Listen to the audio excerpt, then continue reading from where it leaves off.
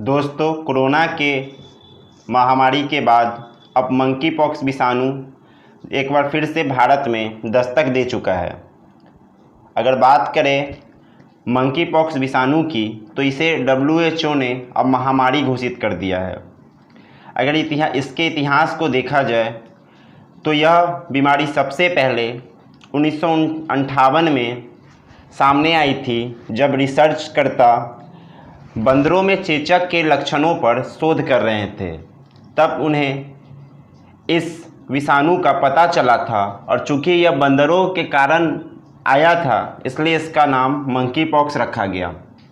यानी इसकी खोज चेचक के रिसर्च के दौरान हुई थी। अगर बात करें मंकी पॉक्स की तो यह जूनोटिक बीमारी है। यानी जूनोटिक बीमारी का मतलब है कि यह जानवरों से मनुष्य में संक्रमित होने वाली बीमारी है, यानी जानवरों से मनुष्य में फैल जाती है। अगर बात करें इसके शुरुआती क्षेत्रों की तो इसकी शुरुआत अफ्रीका के उष्णकटिबंधीय वर्षावन क्षेत्रों से हुई थी। अगर इसके पहले मामले की बात की जाए तो इसमें मानव संक्रमण सबसे पहली बार 1970 में देखने को मिला था, जब एक 9 वर्षीय लड़के को, जो डेमोक्रेटिक रिपब्लिक कांगो का रहने वाला था, इस वायरस का मामला देखने को मिला था। अगर इसकी बात करें तो इसमें पूरे शरीर में फोड़े के जैसा हो जाता है, जिसके चर्चा हम आगे करेंगे। अगर बात करें मंकी पॉक्स विषाणुओं की तो इनको 2 समूहों में बांटा गया है। एक कांगो बेसिन वाले मंकी पॉक्स विषाणु और दूसरे पश्चिमी अफ्रीकी क्लैड वंश वाले मंकी पॉक्स विषाणु।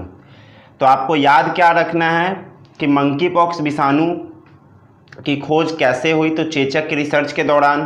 कैसी बीमारी है, तो जूनोटिक है, जो जानवरों से मनुष्यों में आती है। और पहला इंसानी मामला कब मिला, तो 1970 में 9 वर्षीय बालक में। खैर, इस इतिहास को आप नॉलेज के लिए जान सकते हैं, लेकिन मुख्यतः आपको यह जानना है कि यह फैलता कैसे है, इसका लक्षण क्या है, इसका उपचार क्या है, तभी आप अपने आप को इससे सुरक्षित रख सकते हैं। अगर बात करें मंकी पॉक्स के कारणों की तो यह हम अभी तक ज्ञात नहीं हो पाया है कि मंकी पॉक्स का प्राकृतिक कारण क्या है, यानी आखिर क्यों यह मनुष्यों में या दूसरे जीवों में फैलता है। लेकिन आम तौर पे बहुत सारे रिसर्चों के अनुसार यह माना गया है कि यह वायरस कृंतकों और प्राइमेट से मनुष्यों में फैलता है, यानी जैसे चूहे वगैरह या दूसरे जानवर, जिससे यह वायरस शरीर में आ जाता है। अगर बात करें तो जानवर के तरह तरह के रक्त हो, शारीरिक पदार्थ, त्वचा या दूसरे अंगों के द्वारा यह मानव को संक्रमित कर सकता है। ऐसा भी एक थ्योरी में कहा गया है कि यह एक मानव से दूसरे मानव को भी संक्रमित कर सकता है। या ऐसा हो सकता है कि मांस खाने वाले जीवों को अगर इंसान खा ले जो पहले से इस मंकी पॉक्स से संक्रमित है, तो भी मनुष्यों को बीमारी हो सकता है। चूँकि मनुष्य ज़्यादातर मांसाहारी होते हैं तो उनमें इस बीमारी के फैलने का खतरा ज़्यादा है।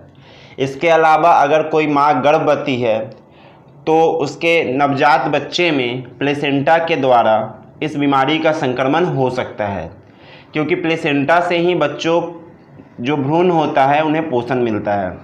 तो हमने क्या जाना कि इसके फैलने का कारण तो पता नहीं, लेकिन आमतौर पे यह जानवरों के त्वचा, रक्त और संपर्क किसी भी तरह से हो जाए तो यह फैल सकता है। अगर इसके लक्षणों की बात करें तो WHO ने यह माना है कि मंकी पॉक्स के जो लक्षण हैं वो 6 से 13 दिनों के भीतर दिखते हैं, लेकिन कुछ मामलों में यह 21 दिनों तक भी हो सकती है।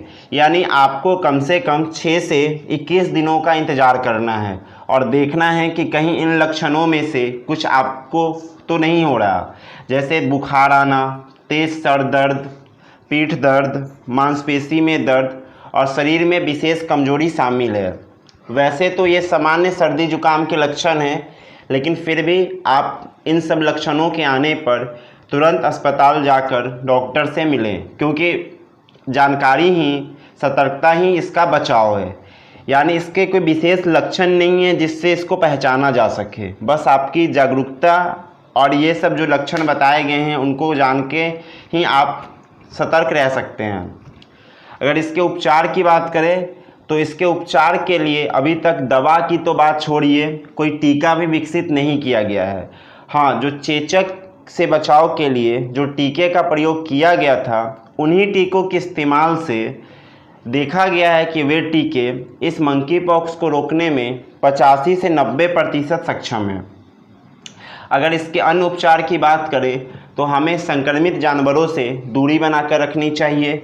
वैसे जानवर जो विशेष हरकत कर रहा हो उसके आसपास नहीं जाना चाहिए या वन विभाग को उसकी सूचना देनी चाहिए। इसके अलावा जिन्हें भी मंकी पॉक्स बीमारी होती है वो लोग को अगर थोड़ा सा भी संदेह हो तो वो जो नज़दीकी चिकित्सक हैं उनसे परामर्श ले और उसके बारे में बताएं, क्योंकि इसमें पूरे शरीर में फोड़ा हो जाता है, काफ़ी तेज़ बुखार रहता है, असहनीय दर्द हो जाता है और भी बहुत सारे विशेष कमजोरी होने लगती है।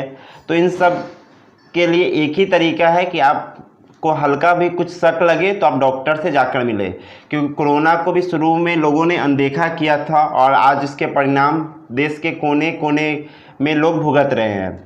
तो आप मंकी पॉक्स को हल्के में ना लें और इसके लक्षणों में अगर आपको में कुछ भी दिखे तो तुरंत जाकर डॉक्टर से मिले और जांच करवाएं। थैंक्स।